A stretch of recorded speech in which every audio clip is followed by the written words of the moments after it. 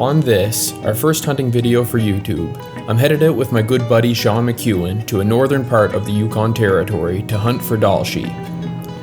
Despite years of trying, I've yet to have found success with harvesting a ram, but to start this trip, the skies are blue, the water is clear, and this time, we're feeling lucky.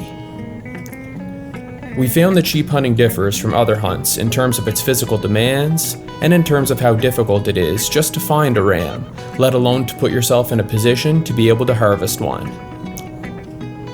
After a short paddle and a few creek crossings, we punch into the mountain block where we intend to hunt, and begin the long hike in to find a good spot to set up our base camp.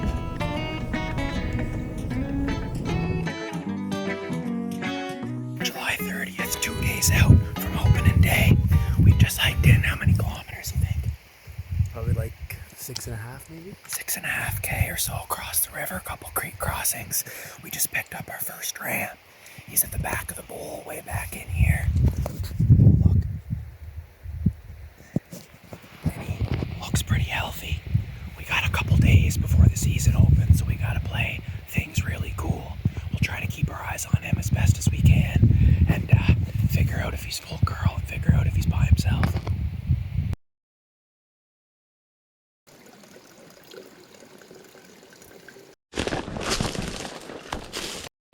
So we hiked in a little further and we found a nice little area to set up our camp. As soon as we dropped our bags, Sean immediately spotted 5 rams. He's got them in the glass right now, and they're just right up there on that hillside. 4 of them are definitely too young, but one of them looks really close. So we're going to keep watching them tonight and see where they go.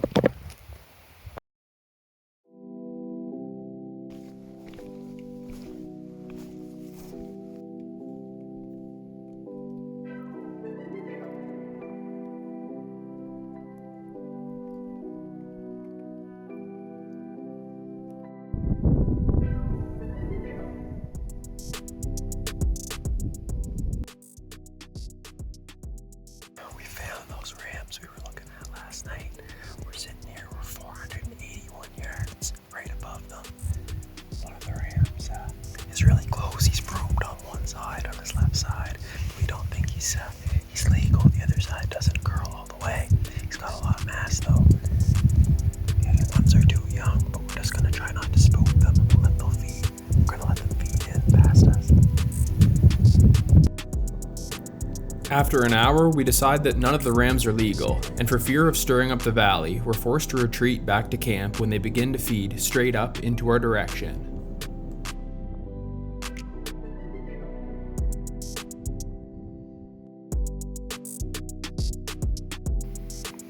So we've been out here for 3 days now. This is day 3, and it's finally the morning of August 1st, so the first official day of hunting season, so we can finally start hunting for real today.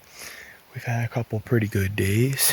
Yesterday we went and we gained that ridge just in behind our camp and explored all in through there. We found the 6 rams that we found on our very first day in here, but we determined that none of them were legal.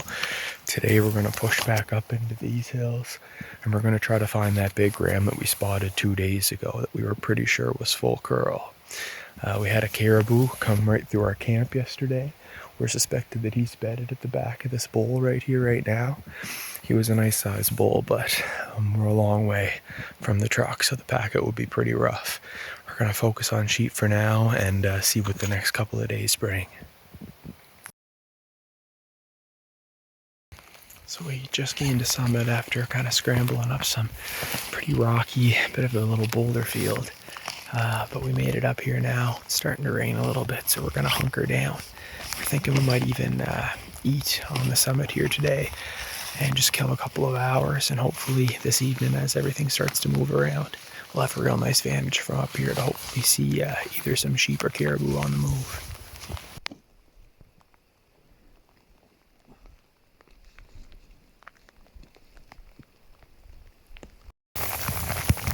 Never know what you're gonna get for weather. It's hailing on us pretty good now. We're kind of slowly making our way back to camp because we don't think anything will be moving in this, but hopefully we catch something bedded down on the way.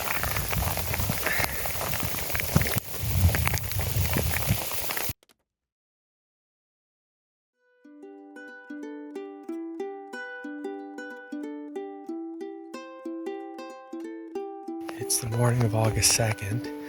We woke up early this morning with hopes that we could gain one of these ridges and be on the mountain a little bit sooner, just in case everything's moving a little bit earlier back here. But unfortunately, this cloud cover is totally blocking our view of the summit, so we can't really get up there without the risk of bumping something or spooking some sheep. So we decided to sleep in and rest our legs a little bit.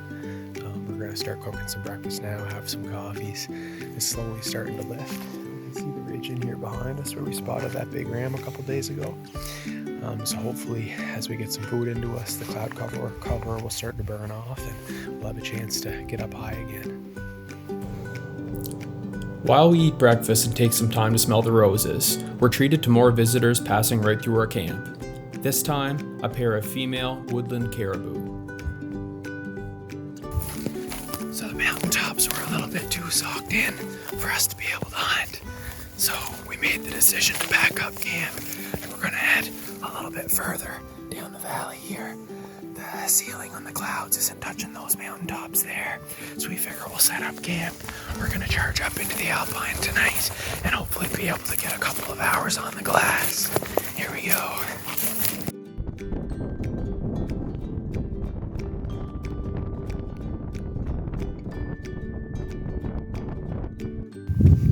So we moved our camp and set up a little bit further down the creek, and we decided we'd hike a ridge to try to get a little bit of advantage.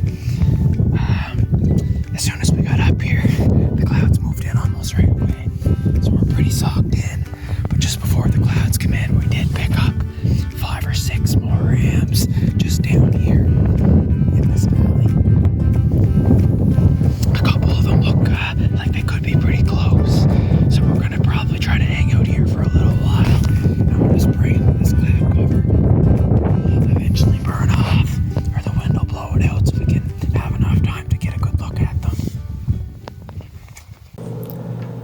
Much to our delight, a small gap in the clouds offers us just enough time to get another look. We had a good look at one of them. He looks like his right side. He looks well beyond the line, so we think he's legal. We're sneaking in to get a closer look now. So fingers crossed. The skyline in a bit, so we're trying to keep a low profile to get a better look at him. His left side, which is a shorter side, but he looks pretty good even from the left. I think we're gonna try to sneak around a little bit closer again. One more time. Closer up. We're gonna try to get a shot. Only one of the rams that are bedded down in the saddle are full curl and legal for us to harvest. After taking our time to get another good look, we confirm once again the oldest of the rams is full curl. A light rain adds to the intensity of the moment just before we're able to close the gap and get into a shooting position.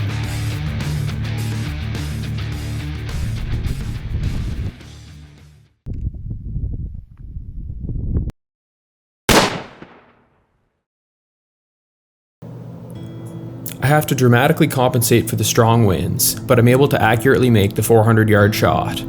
After years of preparation and 4 hard days in the hills, it feels surreal.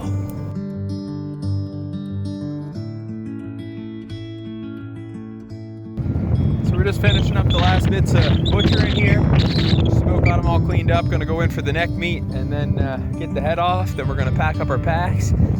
How long of a trek back to the creek you think?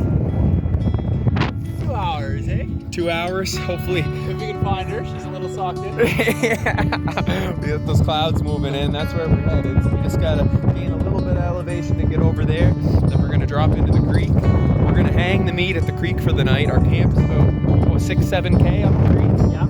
So camp's about 6-7K up the creek. We'll go there. We'll spend the night there. First thing in the morning, we'll come back. We'll grab all our camp. We'll grab the meat on the way by. And we just have 2 creek crossings and a river to get through.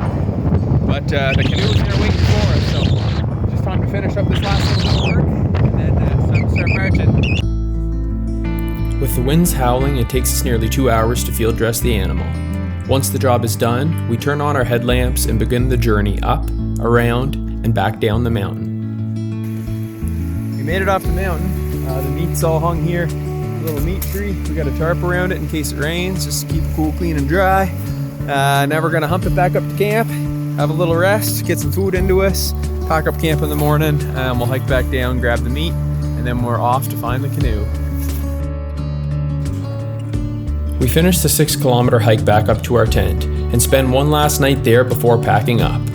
After 5 hours of rest in our sleeping bags, we hike back down to the creek and spend the remainder of the day packing out the ram. Once safely back at the river, we get a fire going and enjoy one of the most special backcountry meals I've ever had: fresh Dall sheep, ribs, and tenderloins. Well, we survived the pack out. Overall, it actually wasn't too bad. It was a little bit nasty when we came across the tundra, about maybe a kilometer or two of that tussocks, which is pretty bad for rolling the ankles, but we managed to get through unscathed. Sean took off this morning. We had a real nice night last night with the sheep backstrap, and we did the ribs over the open fire as well. Pulled a couple grayling right out of the river behind us, right here, right from our camp. So we had a nice little Yukon surf and turf last night. I'm just frying up a grayling I caught this morning right now for a little lunch. I got a buddy who's coming in tonight to hunt caribou with me, so we may even just end up shed hunting or running his raft down the river here and doing a little bit of fishing. But Sean's got all that meat with him now. He took that back to town to take care of. He's going to freeze it, and we're going to take care of butchering that as soon as I get back to town. It's been a crazy couple of days. What a wild hunt. Lots of action from start to finish. But it was a blast and a real honor and privilege to be able to harvest my first Dall sheep. Looking forward to spending the next couple of days up here just kind of unwinding and potentially connecting with the caribou. My buddy Stu and I spend the next few days glassing, gaining ridges, and taking in the beautiful scenery. We managed to find more caribou, but no bulls, and spend a lot of time fishing and trying to stay dry. Once back in Whitehorse, we head over to Sean's to finish getting the ram butchered up properly in his garage. Just tying up the butcher in here. Boys all helped us out. Almost done now. Got to get these horns plugged tomorrow over at Environment. All these fine gentlemen gave us a hand tonight. Thanks, boys.